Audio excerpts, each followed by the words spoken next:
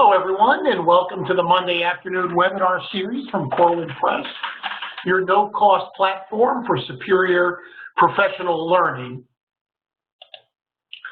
My name is Jeff Hahn, and I'm facilitating the afternoon webinar series.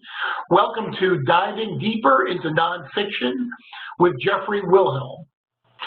So upcoming webinars include February 13th, Rick Stiggins on Keys to Achieving Excellence in Local Assessment Systems. March 6th is Kristen Anderson on Hattie's new #1 effective size, Collective Teacher Efficacy. And March 20, Francis Skip Fennell on Your Mathematics Formative Assessment Game Plan. And you can see the full schedule of upcoming webinars at the corwin.com/webinars site, so please feel free to go to that site and sign up for other webinars that may be of interest to you. I'd now like to turn over the meeting to Rebecca Eaton, the Literacy Marketing Manager for Corwin Press. Rebecca, you're all set. Hi, this is Rebecca Eaton. I am the Marketing Manager for Corwin Literacy, and I have the pleasure of working with Jeffrey Wilhelm in promoting his book, Diving Deep into Nonfiction. Dr. Jeffrey Wilhelm is an internationally known teacher, author, and presenter. A classroom teacher for 15 years, Dr. Wilhelm is currently Distinguished Professor of English Education at Boise State University. He has authored or co-authored more than 40 texts about literacy teaching and learning and has won both the NCTE Promising Research Award, won twice, the only person along with his co-researcher Michael Smith to have done that, and the Russell Award for Distinguished Research. He is particularly interested in supporting the learning of reluctant students. Jeffrey is the co-author of 2 books for Corwin Literacy, Uncommon Core and Diving Deep into Nonfiction with his co-author Michael Smith, upon which this webinar is based. So I'm going to turn it over to Jeff now because that's what you're all here for. Jeff? Thanks very much, Rebecca, and welcome everyone, and thank you for being here with us. Today I'm going to talk about my book, Diving Deep into Nonfiction, Using Readers' Rules of Notice. And what I'd like to start with is just to chat for a few minutes about the story behind the book and the principles of practice that are in the book. So one thing I have to say is I just got back from Germany, where I taught from February through July. And about half of the kids that I taught in both 8th and 11th grade were refugee kids, most of them from Syrian refugee camps. Quite a few of them were learning English as a 6th or 7th language and German as a 5th or 6th language. And let me tell you, when you're teaching those kind of kids, you really teach with a sense of urgency. And I have to say, I've kind of felt like I've taught with a sense of urgency my whole life, because for over 34 years, I've dedicated my teaching and my research to helping struggling students to productively struggle and to overcome those challenges that they face and to help them become engaged and engaged readers. So anyway, that's a picture of me with my 8th graders in Germany. Returned to Boise, where I'm now working in a 9th grade classroom, where we have several refugee students. Boise happens to be one of the great refugee cities of the world. We've got 12,000 new families over the last decade in a town of 200,000. There's 100 different languages in my school. So, you know, these kids and their families need to be integrated into the community. They need to learn English. They need to become consciously competent as readers and as writers of English. So I've always felt urgent about any kid who needs to become a better reader and writer, but I'm feeling particularly urgent. And of course, at this moment, I'm feeling particularly urgent because of the refugee students who I teach. Anyway, I love this cartoon. It's called Reading. It's how people install new software in their brains. Reading really is the means to new ways of thinking, of problem solving, of doing, and of being if you know how to do it. If you're familiar with my work over the last 30 years, or particularly over the last few years with Reading Unbound and You Gotta Be the Book's 3rd edition, and of course the book we're speaking about today, then you're going to know that Yes, I'm saying that motivation and engagement are of prerequisite importance.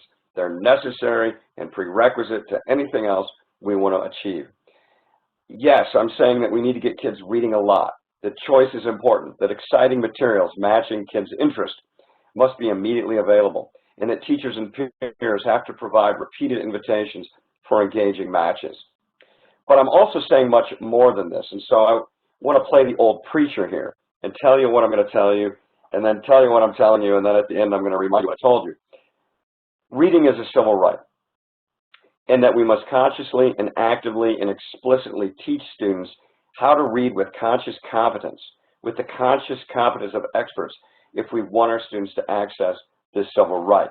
My two favorite studies that demonstrate this, and there are many, but the first is called the British Cohort Study, where they followed 17,000 people for the last 46 years. And what they found in their latest analyses are that the single most explanatory factor of social mobility, cognitive progress, and educational attainment over time is the time spent reading in youth and your capacity as a reader in youth. John Guthrie's done these disaggregations of the NAEPS and of the PISA, and he found the same thing, that the single most explanatory factor of social mobility and cognitive progress over time is your capacity as a reader. So that's what I mean when I say that if we want our students to fully actualize their potential, then they have to be readers, and they have to consciously know what it is that experts know about how to do reading. So we need to provide kids conscious practice with the critical reading strategies of experts, because this is what allows one to participate in democracy, to fully actualize your cognitive potential, and to achieve this social mobility. One of the things that's part of this is the sense of competence, which we found in our study, Reading Don't Fix It or Chevys, is the linchpin of all motivation. One boy could have provided a mantra. He said, "I just want to be good at it." The boys in that study wanted a functional application for everything they learned. They wanted visible signs of accomplishment. They wanted challenges, but they wanted assistance through the struggle. What we're going to talk about today is going to do all of those things for the kids. If you're familiar with my work, you know that I propose the teaching model of inquiry as cognitive apprenticeship, not to be confused with student-directed inquiry. This is apprenticing students rigorously into the practices of experts. This kind of approach requires all of us, all of the students, the teachers, to inquire collaboratively together into issues, problems, and challenges that affect and require all of us to address. John Dewey famously said that democracy is complementarity. Democracy is not everybody doing the same thing, but it's everybody bringing their unique interests and capacities to the common project. This is one of the principles of all my instruction, that you must address the specific human beings before you, that we teach human beings. And we better not forget that we are not teaching English. We are teaching English to students, or we're teaching students English. George Hillocks famously said that teaching is a transitive verb. It takes both a direct and an indirect object. And here's the point of all inquiry, that you're helping kids make sense of the world, the discipline, the text, while helping them make sense of their own lived experience. And then we need to assist and support students in taking on the same stances and strategies of experts. And to do this, we have to make strategies explicit, visible, and available, and then help students learn how to employ the strategy in context of real use, giving them practice, practice, practice. And that's what the approach is about today, as you're going to see in just a moment, is giving kids lots and lots of practice and lots of formative feedback about how they're doing using the strategies of experts. A couple of other things I just want to mention is that nonfiction, like fiction, can express meanings that run on a continuum of true to false. When I ask my 7th or 9th graders every year what's the difference between fiction and nonfiction, they typically say, nonfiction is true and fiction is false. And wow, what a misconception. I want my kids to understand that anything you read was written by somebody who wants to manipulate you into knowing, believing, feeling, or doing something. And you better be asking, who is that person and what are they doing to manipulate us? What are they asking us to notice, and how are they asking us to make meaning? And do we want to go along with this? John Milton wrote in Areopagitica, truth was never bested by that argument, lest the arguments were not made and heard. In inquiry, you look at all perspectives, and then you decide where you're landing.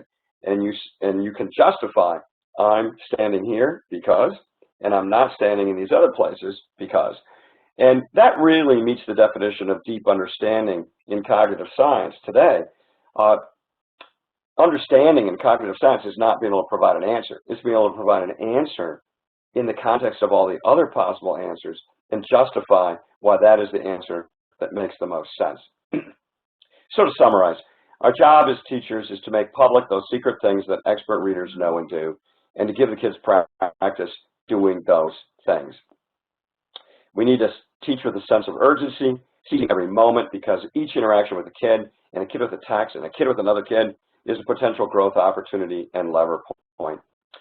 And the more non-mainstream, marginalized, or damaged the learner identity, I'm teaching a lot of kids who've never been to school before. They're limited formal schooling. They don't have much English. Well, the more important it is to recruit their cultural resources, to engage in explicit situated teaching, and give the kids practice, and support and formative feedback over time, and to embrace and express the growth mindset that if you do practice, if you do put in the effort, using expert strategies, you can and will grow as a learner, as a reader, as a writer. So we've got to provide all of this practice. Reading a complex nonfiction text is like being dropped into unfamiliar terrain, especially for kids. The topic may not be familiar, the text, the structure may not be familiar. And when you're in an unfamiliar place, what do? You got to get oriented in terms of the big picture, and you have to learn to pay attention to the details of the immediate situation.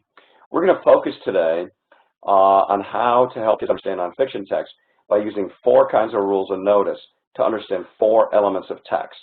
And I'm going to provide a curricular path to teach this. The major principle maybe behind this is that reading is a conventional activity in a contract. The author codes the text with meaning, and they expect you to notice the moves and the cues that they put in there, and they expect you to interpret those cues in particular ways. So it's a contract where you've got to do half of the work. Reading is top-down and bottom-up, so of those 4 things you've got to notice, one is the conversational topic. Noticing key details is related to that and helps you refine the topic, because noticing the key details are necessary to defining that topic, but also help you refine it. Also, you need to understand how the text and the details are structured for meaning and effect. The superstructure of a text could be called the genre. And then one thing that's difficult about nonfiction text is it embeds all kinds of embedded text structures at the local level. So you have to notice all of those kinds of things. So it's both top-down and bottom-up. There are 4 rules of notice you use to identify and work with those 4 aspects of text.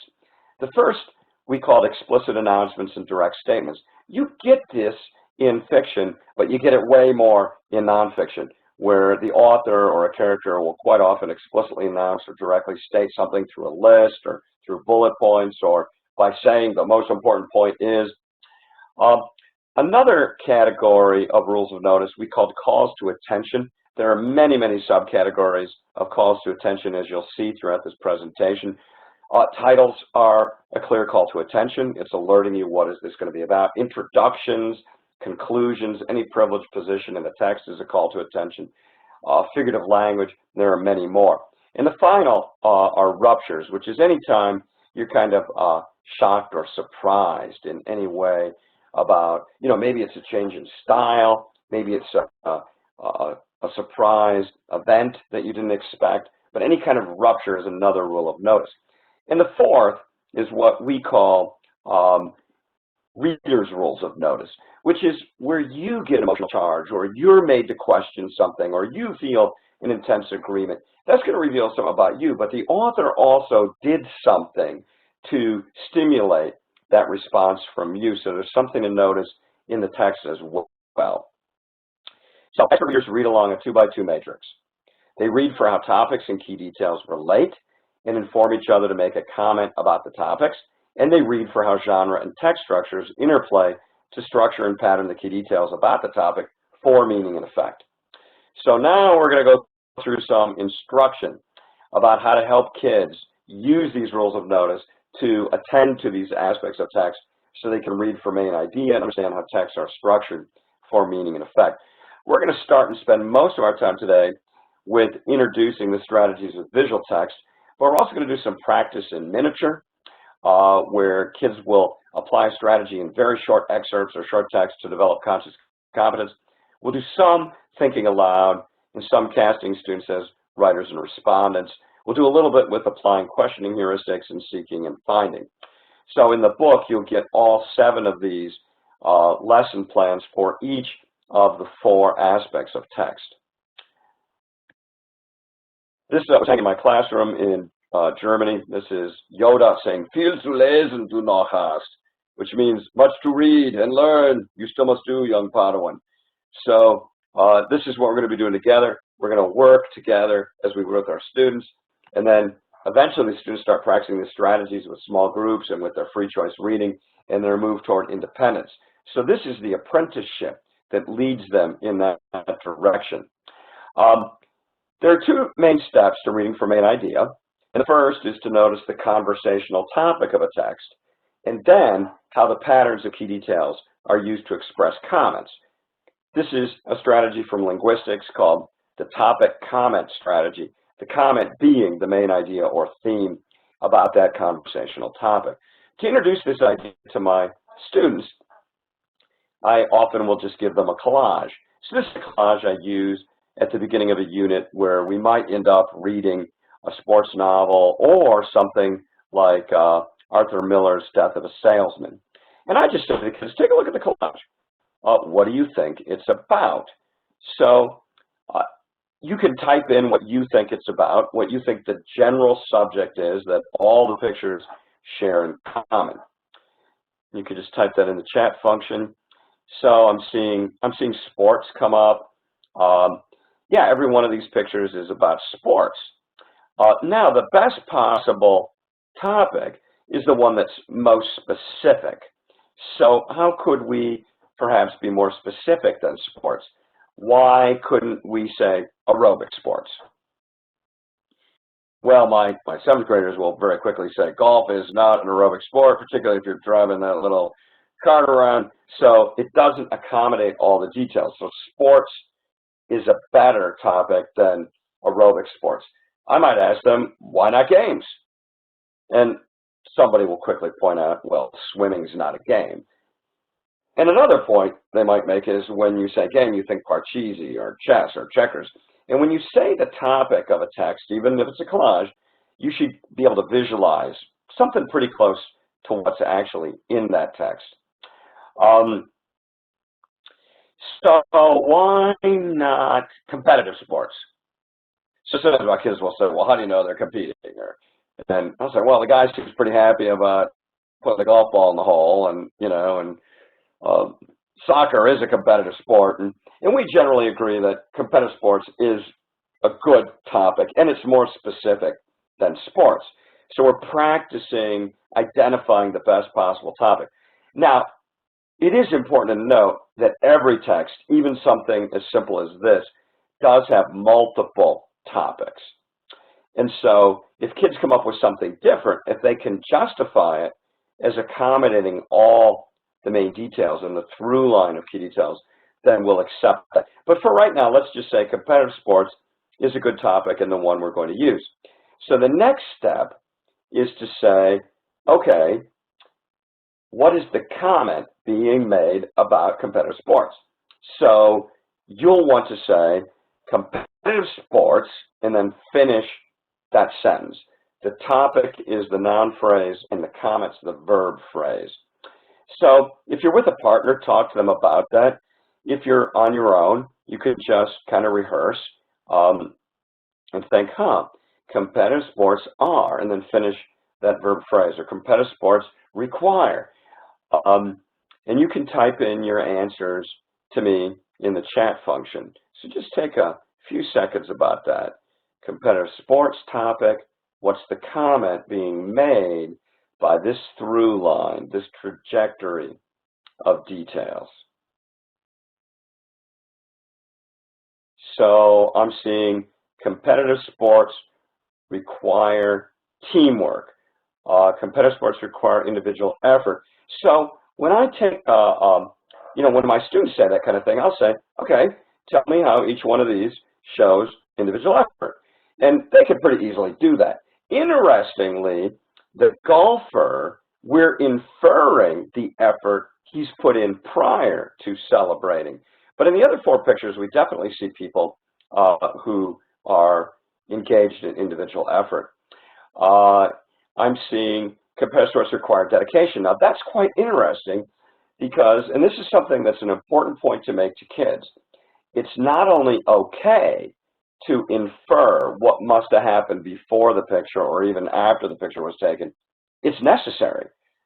Every text has a pretext. If you know anything about golf, you know you don't put that little ball in a hole without lots and lots of dedication. You can't hit a tennis ball on a serve unless you had lots and lots of practice and dedication. You can't dribble that ball, so that makes sense. But it is requiring your prior knowledge being brought to the details of the text.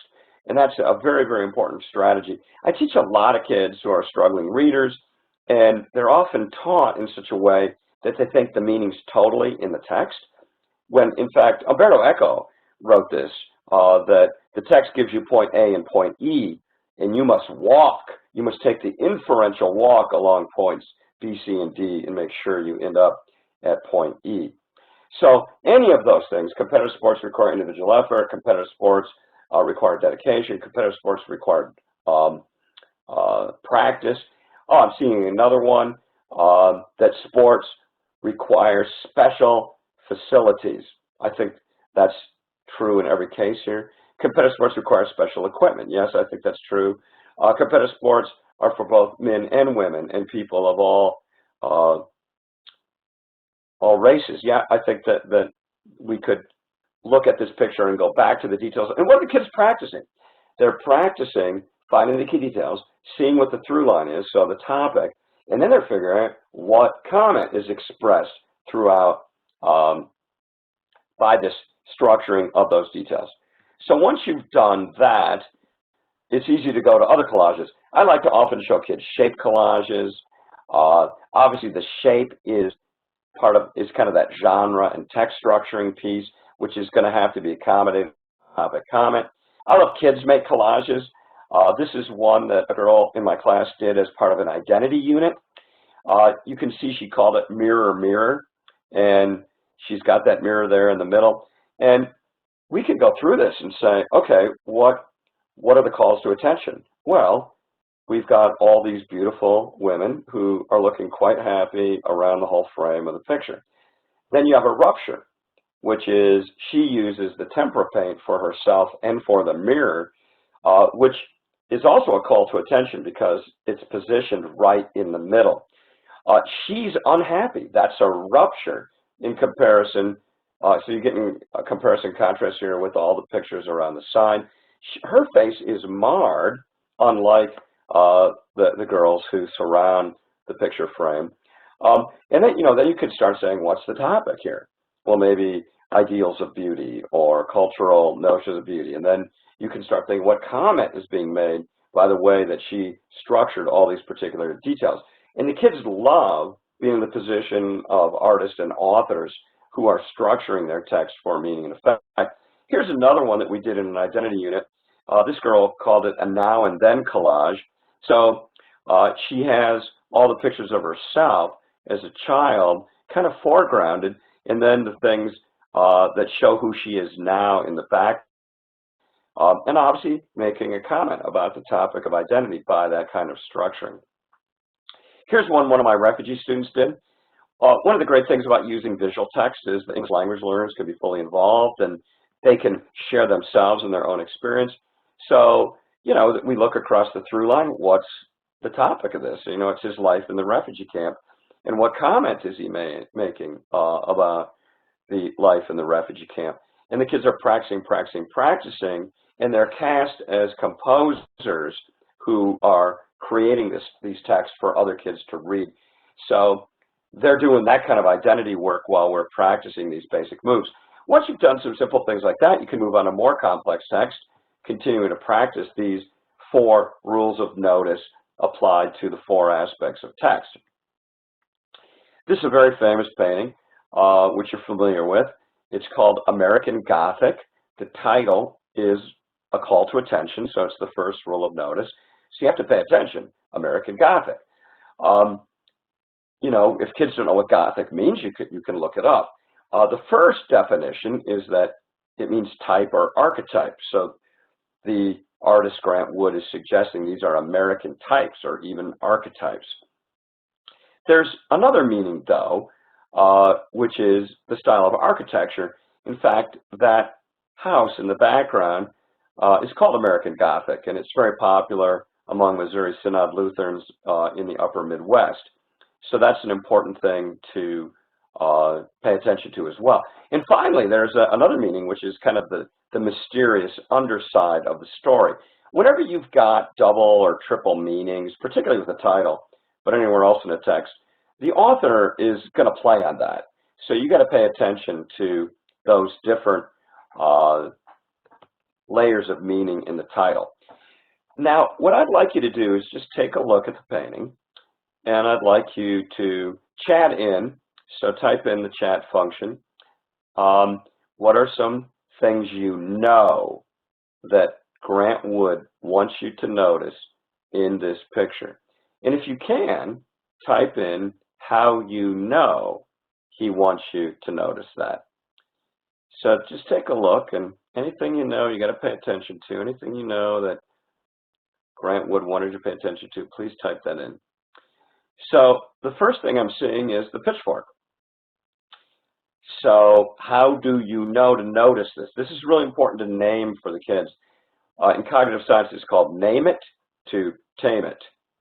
Well, first of all, it's front and center, so that's a rule of positionality, which is a kind of call to attention. Also, it's repeated in his genes, and it's also repeated with a rupture in the church window in the gable of the house.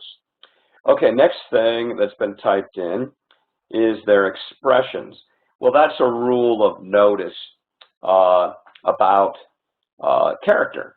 That it's a call to attention. You're supposed to notice people's facial expressions. You're supposed to interpret their emotional situation.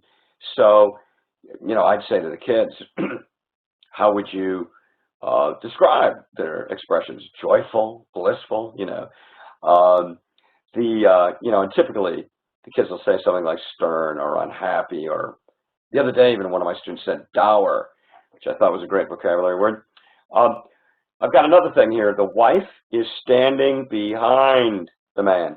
That's a rule of rupture. In a double portrait, and this is the genre of a double portrait, usually people are symmetrical. She's behind him. That's not by accident. That's a very, very important rupture. She's looking off to the side while he's looking directly at the painter. That's another rupture. Why is it that she's looking askance?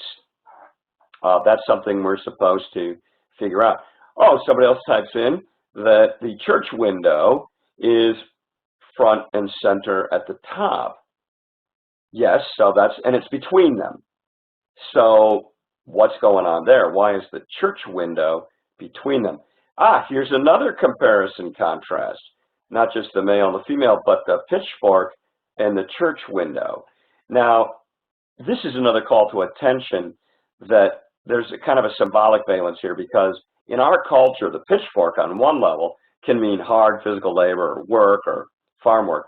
But we do have a story about the pitchfork, you know, which is that the devil, the enemy of man, likes to carry it around. So we've got this thing about the pitchfork, earthliness, even the devil, which is contrasted with the church window up there. Somebody else is typing in that the man has a suit coat over his work clothes. That's a rupture. And in fact, it's implying what's going to happen as soon as this darn painting's over. He's taking it off and he's going to the barn, which is over his left shoulder. If you look over her right shoulder, you'll see that there are gardening tools and plants.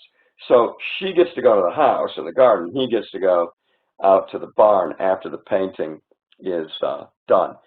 She's wearing a brooch and an apron over her dress clothes. Somebody's typing in about the fist. That he's got this tight fist around the pitchfork. You know, and we could go on, but I think you're getting the point. So the next step is to say, all right, given all those key details, what's a possible topic? And again, there are multiple possible topics, but what's one that all those details have something to do with? And please just type on in to the chat function any ideas you have. So I'm seeing marriage. That'd be the first thing that kids would say is marriage or relationships. In fact, I quite often use this. I just used it the other day because we're starting our Romeo and Juliet unit, and we're framing it with the inquiry, what makes and breaks relationships. Yeah, I think everything has to do with the relationship. Here's another one. Oh, some of you are going crazy. Some of you already go to the interpretation. So dial it back. We're just looking for the general subject. I'm seeing farm life. Okay, so we've got marriage, we've got farm life. I'm seeing gender roles. Now, some of you have already done the topic comment. So let's just back up a little bit. Let's take one of those three topics or noun phrases.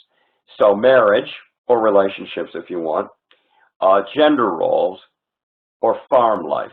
There are other topics, but those three are clearly good ones that connect all the key details. So now what I want you to do is make a comment about relationships or marriage. So you'd say marriage is, or marriage requires, or marriage, you know, and so finish the comment. Or farming, somebody already said farming is not too much fun. So yeah, that's a topic comment. So do farming or farm life, finish the comment.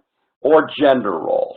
So when you've come up with a topic comment, start it off with one of those noun phrases because you got to start with the topic, farm life, relationships, gender roles, and then finish the comment. I'm seeing quite a few coming in there. Type that in, and then we can see what you've got. Gender roles can separate people. Gender roles are traditional on the farm. Traditional gender roles favor the husband.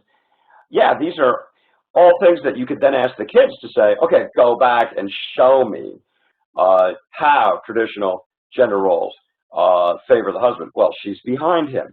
She's looking askance. He's the one that gets to directly communicate with the portraitist. She has to go back to the house. He gets to go out. So I'm seeing a lot of other ones come out here. Relationships are a hard go. Yeah, that'd be pretty easy to explain how all the details work for that. Yeah, so you guys have gotten it. Very good. So I'm getting formative assessment from you, which is what you get from the kids immediately. They're the ones doing the work. They're the ones identifying the topic and the comment. They're the ones that are justifying how the key details express the structure and the key details express that comment. And I'm just there to make sure, okay, do you have a topic? Do you have a comment? Okay, what makes you say so? And helping them to elicit their thinking. And the kids have a blast with this. And I just did it with 9th graders, and they did everything that you're doing, which means that they are doing everything that an expert reader does to look at the details, figure out what topics being expressed, and then what comments being expressed by that structuring of key details about the topic. So there may have been some reader response things in there that gave you a charge. Quite often the girls get quite upset about the fact that the woman is standing behind the man and that she seems so unhappy. Genres, by the way, or double portrait as a genre, is always about how the relationship is affected and constrained, usually by the setting in some degree, and a lot of your topic comments got directly after that. And some of your comments got after those comparison and contrast that are there in the text itself. So knowing the rules of notice helps you see new things, and it helps you interpret the artwork as well. And these same moves are made anytime you read anything, from a YouTube video to a poem to an essay to a novel. Another thing I love to do with the kids is to practice with parodies. In a parody, you change a key detail, and that changes the topic, and that changes the structure of the key details, and that changes the comment. This also helps the kids to think a lot about themselves as writers, because now they have to think about what key details am I putting in, and where am I putting them, and how are they connecting to other key details, and what meaning and effect does that achieve, and what if I do it differently? One thing we found by teaching these rules of notice over the last several years is that the kids, number one, become much more consciously competent as writers, but even better, with a huger payoff for me as a teacher, is they become much better peer editors, because they can name what their peer did as a writer and the meaning and effect it has for them. And they can also suggest other things they might have done that they have in their repertoire that might have different meanings and effects. Anyway, show them a parody like this. Obviously, you've changed a couple details, the most obvious being in the gas mask. My students always immediately say, the topic's 9/11, or the topic's terrorism, or bioterrorism. But then I point out to them that this was actually published in 1972. So they're making one of my major points for me, that reading is a transaction. So in other words, you bring half the meaning to the text. Yeah, okay, this was published in 1972. We didn't know about 9/11, but you look at it today, you definitely think 9/11, because half of the meaning is supplied by you as the reader. And that's not only a good thing, that's a necessary thing. Back in 1972, the topic might have been pollution, might have been the Cold War. And then, you make a comment. Pollution is everywhere, even on the farm. My kids were farm kids. They would have said especially on the farm. Today, they say the same thing. Bioterrorism is everywhere. You can't escape from it. Here's another one. Obviously, new topic of consumerism expressed by the new details. And, of course, you're going to get a new comment about American culture. You get these pretty much about anything, politics, dolls, literature, popular culture. You get some of the things I will write. Photographs are takeoffs on this. Here's a political one. Who's the real American couple? And the kids are getting practice. And obviously, any parody is a rupture of the original text that's being parodied. So it really reinforces to the kids all this stuff about rules of rupture. Then I have the kids go find text from their own culture or based on their own interest. This is Los Dos Fritos by Calafredo and or Frida Kahlo. And the kids are very interested in taking a look at it. It's a double portrait of the same person, but she's dressed differently. What are the ruptures? What are the calls to attention? Obviously, the heart and the snipping of the vein, and they get a lot of emotional charges and reader responses. And the title, of course, is very, very important. They notice one's in traditional dress and the one is in modern dress, and they start using that comparison contrast, and they look at the background, and the kids come up with these rich interpretations, these rich topic comments, because they've been getting the tools of what are the rules of notice I use, and how do I attend to the topic and the key details to express the comment. The kids make their own. Here's one of my students doing her own double portrait. Here's one of my refugee students, a double portrait of him and his brother. And they bring them into the class, and the kids interpret their work as a serious composition that expresses a topic comment about something. You can get even more complex with this. I love to use etchings with my students. One great set of etchings is Beer Street and Gin Alley by William Hogarth. I tell them, hey, noticing titles, a kind of rule notice, it's a call to attention. What do we already know? Well, there's going to be a comparison. And what do you think is going to happen in the comparison? Well, one's going to be better than the other. And so what do we know about this topic already before we even see the etching? And then we take a look at it. If the kids need any help whatsoever, I provide them with a scale and just say, how does Hogarth feel about Gin Lane from positive to negative? Where would you put it in the scale? And how do you know? And what makes you say so? How does Hogarth feel about Beer Street? How do you know? What makes you say so? So just take a look at this. We've got Beer Street on the left, and we've got Gin Alley on the right. So just write down, chat in, anything you notice about Beer Street on the left. And obviously there'll be things that the engraver, Hogarth, wants you to notice. And then type in anything you notice over on the right on Gin Alley. What are the things? Some of you are already jumping to your interpretation. You're a totally advanced group. Joshua says, the baby's being dropped or thrown in Gin Alley. Yeah, there's a little kid and the mother's just dumped him into, it looks like a recess there. So that's a detail. Over on Gin Alley, we see that somebody's mentioned the guy who's the skeleton. Buildings falling apart, mentioned by somebody else. People seem to be starving. The only things on Gin Alley that seem to be thriving is the casket maker and the 3 balls there. That's a pawn shop. And then, of course, in the lower left corner, that's the crematorium. So the only thing that's doing well are pawn shops and death.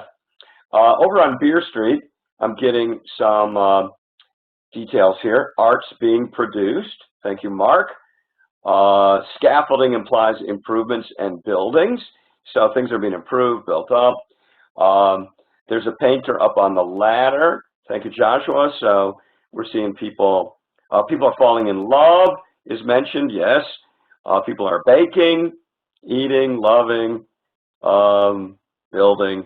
Yeah, and the only thing that's not doing well on Beer Street is the pawnbroker. So we've got a lot of comparisons across the two. And one thing I say to the kids is, what must have been going on at this time? What must have been a conversational topic? And they'll say drinking, and they're right. Back at this time in London, 1 in 10 houses brewed and sold gin. And it was causing the kind of social problems that you're seeing over there on the right. And when Parliament moved with the Gin Acts to restrict the sale and brewing of gin, they said that one of the major forces that made them come to that decision was this etching. And I like to bring that up to the kids, that art makes a difference. Writing makes a difference. Expressing your voice makes a difference. It can sometimes change the whole world. So you can see what I've done here. I've just provided a little bit of assistance. I've provided these 2 pictures. I've given them these scales. I've given them a few little questions, and they're able to do all the work. They're able to make all the meaning. John Goodlad, in his famous book, A Place Called School, said that school is a place where young people go to watch old people work. And I tell my student teachers, to the extent that that's true, that's a bummer, because the people doing the work are the ones doing the learning. So our job as a teacher is to create the situation where the kids will do the work of experts, and that they can do it, practice it, so that they can do it ever more independently. You move, after you've done the visual stuff, to more written text. Introduction is a call to attention. It usually signals the conversational topic and the direction the key details will take. I want them to know that when they write, when they read, introductions have a privileged position. And then I'll show them the opening lines of some things that we might read during the unit. This is one from a unit on the costs and benefits of technology. It's from Mark Richtel's A Deadly Wandering, about cell phone use and driving. And he starts, it is already understood that technology has a huge effect on shaping the human brain and changing how it functions. But the effects of cell phone use while driving is an especially scary case. Now, you may have already noticed that in one sentence, Richtel is laying out the conversation and the position he's going to take in it. So I'll say to the kids, what do you think is the subject? What rules of notice help you? How do you expect it to fit in with the ongoing conversation? And I give them a sentence stem to fill in. Although we already know that technology has a huge effect on the brain, the author of this statement argues the problem is extended and exacerbated when you're on a cell phone and driving. And the kids can't go too far wrong when you give them a stem like this, and it's just a step toward getting them to be able to do the same thing without that sentence stem. Here's another one. There are many men who have argued over the ages that women don't have enough mental strength to become morally good on their own. They need the guidance of men. And that's Mary Wollstonecraft in 1792. And this is in a unit we do on gender roles. And again, you can give them that sentence stem at the end. It will show them what the overall conversation is and then what part this author is going to take in that conversation. Eventually, they do a few of these on their own. They can do it without the sentence stem. Another thing I try to help kids use are questioning heuristics.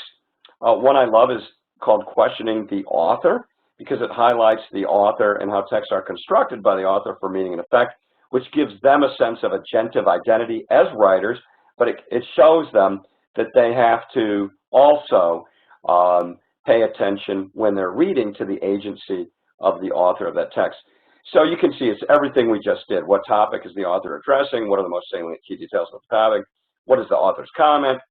What other comments are possible? What does the author do to convince you her comment is the best one? And what rules of notice help you? So you can do this for the introductions to the young adult book about Woody Guthrie, This Land Was Made for You and Me. I hate a song that makes you think you're not any good. I hate a song that makes you think you are just born to lose. I am out to fight those kinds of songs to my very last breath of air and my last drop of blood. That's the introductory quote. So you can send the kids, rather than songs that, Woody Guthrie composed songs that, rather than musicians who. And it's basically an argument about art, a conversation about art and about the influence of art and what kind of art we should compose and what kind of art we should listen to and admire and support. Let's practice this to end. How does the QTA and the rules of notice help you to navigate and interpret this poem? This is My Rules by Shel Silverstein. We just used this the other day with my 9th graders because we're studying what makes and breaks relationships. So My Rules, obviously that's the title. We might say rules for relationships. If you want to marry me, here's what you'll have to do. You must learn how to make a perfect chicken dumpling stew. And you must sew my holy socks and soothe my troubled mind. And develop the knack for scratching my back and keep my shoes spotlessly shined. And while I rest, you must rake up the leaves. And when it is hailing and snowing, you must shovel the walk. And be still when I talk. And hey, where are you going? And even 7th and 9th graders that are really good at picking this up, that you've got these direct statements, which are rules of notice about what has to be done. There's some call to attention about the specificity of the demands. There's an accrual of demands and, you know, that repetition shows how there's lots of rules. And then, of course, there's the rupture shown by the ellipses, and then and we still want to talk, and so you can start inferring, you know, what's the person doing that the narrator's talking to, and hey, where are you going? So we get this rupture, and then the kids have a great time thinking about the topic of this and the comment that's made about what happens if you've got too many rules in a relationship. Here's another one we do, no time for that though. But if the kids have trouble, I just say, okay, I'm going to help you out with identifying the topic and then identifying the comment. After we read the My Rules, the kids did If You Want to Go Out With Me, Impress Me poem, and they had to use rules of notice and show how they use them. That's one of my former students. You can do picture mapping with the kids where they draw a picture. This is of a text teen snooze time. You can see they put the topic across the top, sleeping. They've got all the bad things that happen if you don't get enough sleep, all the good things that happen if you do. And then the structure of the whole text was a comparison contrast, showing that getting enough sleep is greater than not getting enough sleep. Here's one for a whole unit we did on censorship. You can see they got a timeline on the bottom, and their topic comment was that censorship is tearing our country apart, and it's not getting easier, it's getting harder. I have my kids go out and look for rules of notice. I call it seeking and finding, and they'll bring it in, and then they'll describe what rule of notice that was and how it worked, and what they're doing is they're seeing how these rules of notice operate in every kind of text. What your mom says to you, what you see in the newspaper, what you see on ads. There you see a rupture, and there's another one that uses a lot of rupture, and then they become very, very good at using these 4 rules of notice to attend to the 4 aspects of text, and they become much more consciously competent. So just to conclude, effective teaching is principal practice. Kids have got to know how to do things. They've got lots and lots of practice so they get conscious competence so they can achieve what's called high road transfer. The rules of notice are a kind of threshold knowledge that can be developed and refined in unconstrained ways throughout your lifetime. It makes you immediately more consciously competent and expert. And that's what we did in this book. We went through lots of assignment sequences to help kids develop that kind of conscious competence. We've only got about 8 more minutes. If you've got any burning questions for me, just type them in, and I'll be happy to answer them. I think Rebecca wants to say a few words as well, so I'll kind of work around here. But if you do have questions, observations, insights, just type them into me, and I'll shout back when I get a chance. This is Rebecca. So, Jeff, thank you so much. I really enjoyed that, and I'm sure our audience did as well. So while you're typing in your questions to Jeff, I'll just remind you that you can purchase Diving Deep into Nonfiction from Corwin. We have an everyday 20% educator discount, which makes the book $27.95 every day, so please take advantage of that. Of course, you can also purchase it from your favorite distributor or bookstore or online at Amazon or Barnes & Noble or from your favorite wholesaler. And I just also wanted to remind you that Jeff is available to come to your school or district for professional learning days. You can call us at 800-831-6640. You can go online and find out what Jeff does. In addition to kind of diving deep, he also does things on engagement and motivation. He does things on struggling readers, which is a real interest of his, as you can tell. So I just want people to know that the book is available and Jeff himself is available if you're interested in bringing him into your school or district.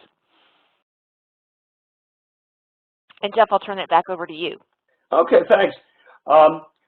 Well, I haven't seen a single question, so maybe that means everyone is ready for dinner, or maybe it means that people understood it. Let me just conclude then by saying that this has been the most fun for me to teach, and I've been doing it at middle school, I've been doing it in high school, and I've even done it in upper elementary school, because it makes these really powerful strategies available to the kids, which are these rules of notice, and it focuses their attention on these 4 aspects of text, which are used to express deep meaning. And as I said, one of the things we found in our teacher research is that not only is this a way of doing close reading, but it's a way of developing strategies that are going to be able to be used and developed throughout a lifetime with any text. I did get a question about close reading, and yeah, this is what I do instead of close reading, because when you do close reading, you got to know what to notice, and you got to know how to notice those things, and then you got to notice how to put the things you notice together in connecting the dots and the trajectories. And I found that this gives kids such a way into doing think-alouds and the close readings, and then it gives them a way of naming what they noticed and how that worked for meaning and effect. You know, this is something we do in the book that I didn't talk about today, is we train the kids to give procedural feedback to the author, but also to each other when they're peer editing. And if you can't name what the author did, which is what the rules of notice are, then you can't identify it and you can't repeat it. And then you can't name and connect a meaning and effect to that move. So this is just all about growth mindset and agentive identity, and saying authors are people who make things happen consciously by using these rules of notice, using these tools to express these 4 aspects of text. And the kids get very good at naming those things when they read a professional text. They get very good at naming that as peer editors, and they get very good at naming it for themselves. So yeah, this is what I do in place of close reading. This is like close reading on steroids. The unfamiliar vocabulary, you know, I've done this with 3rd and 4th graders. I mean, I could call rules of ruptures surprises, but I don't. I call them rules of ruptures because we're using the literary theory of Peter Rabinowitz, and he calls them rules of rupture. Plus, I think kids get the rupture idea pretty quickly. Calls to attention, not a problem. Direct statements, not a problem. Rules of reader response, they get that pretty quick. So the rules of notice, the kids get very, very quickly. As far as topic, I think kids get that. We call it conversational topic because it makes it a little easier. Key detail they get. Genre, I think, is something that's totally misunderstood in school. We think a short story is a genre. No, because a genre is what a set of texts share in terms of the demands placed on a reader. A story with a twist, like an O. Henry story, that would be a genre. An ironic monologue, that would be a genre. A poem is not a genre. A lyric poem is a genre. And so when you think about genre a little more narrowly and slice it a little more finely, then it's a shared set of expectations. So kids can look at a letter or a particular, you know, an argument of policy or whatever, and they'll know, oh, this is what's going to be expected of me. And that means when you're a writer, you know what your audience is going to expect of you and these basic moves you have to make with that genre. So we don't have trouble with the vocabulary. Other vocabulary comes up, of course, in the text, but because that we got this context of use, because we're inquiring to do something, that helps. The situation helps to build the vocabulary. And the naming things as you read with the rules of notice helps kids understand the vocabulary too. So it works very well in those regards. I think I've answered the questions that came up. I'm not sure, are we going to be posting or archiving this PowerPoint somewhere so other people have access to it? Does anybody know? Yes. Thank you very much, David. Yes, this is Rebecca. So yes, we are going to be posting the archive, and we'll be sending all registrants as well as the people who attended a link to the archive. I think it'd be great if people forwarded it to you know, their colleagues and other people who may not have been able to attend on a Monday evening. Lots of people here on the East Coast where I'm located may have been like zonked because they're watching the Super Bowl until late last night. But this has been such a great discussion, and yes, it will be archived. Great. Well, thank you, Rebecca. Thank you, David. Thanks to everybody who helped make this happen. Thanks to everybody who tuned in. And I'm really glad that this will be available to you so you can take a look at it again. And yeah, share it with your colleagues. As I said, it's been a very, very powerful teaching move for me over the last 10, 11 years. And we've seen it help kids who are really struggling readers develop a real sense of engagement and competence. So thanks very much to everybody, and thanks for all the kind comments people are sending to me. And yes, we'd love to come to Clarksville, Tennessee. Who knows what may happen. Thanks a lot to everybody. And as I say to my students, go forth and spread sweetness and light. Good night, everybody.